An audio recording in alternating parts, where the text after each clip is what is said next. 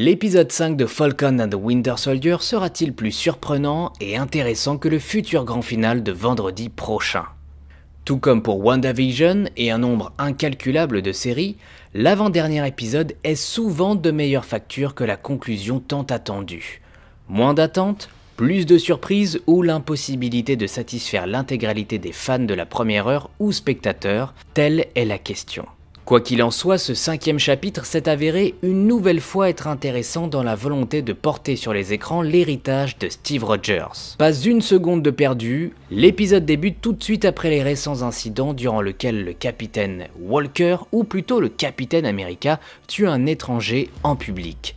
Sous pression totale, portant le poids du symbole, le US Agent doit faire face à Bucky, Falcon et un système politico-médiatique dont il ne ressortira pas gagnant.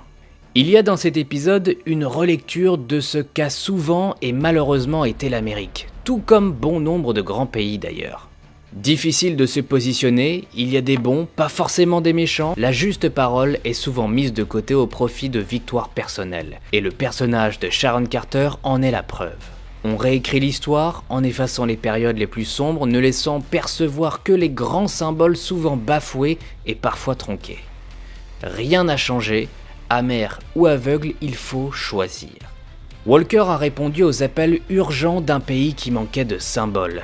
L'héroïsme fait face à la réalité du quotidien, nul ne peut devenir d'un seul claquement de doigts le nouveau Captain America, tout comme une seule personne méritait d'être le super soldat en 39-45.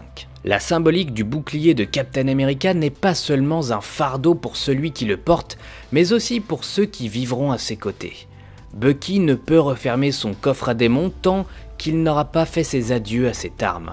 Pendant trop longtemps, celui-ci fut un lien trop encombrant avec son passé. Un rappel constant de ce qu'il est devenu et de ce qu'il n'a pas pu être. Pour Asia Bradley, le bouclier est un rappel tranchant d'une vaste escroquerie organisée par le gouvernement américain.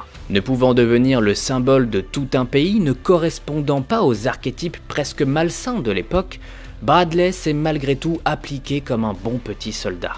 Le sacrifice d'une vie pour protéger l'apparence et l'archétype de ce que devait être un super-héros.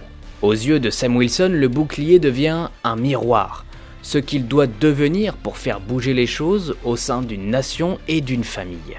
Il est temps donc pour lui de devenir le nouveau Captain America.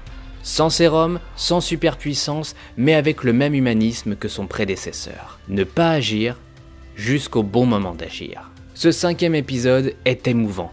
Difficile de se construire dans le mensonge, dans le poids de son héritage, dans les attentes du plus grand nombre. Impossible d'oublier les actes d'autrefois.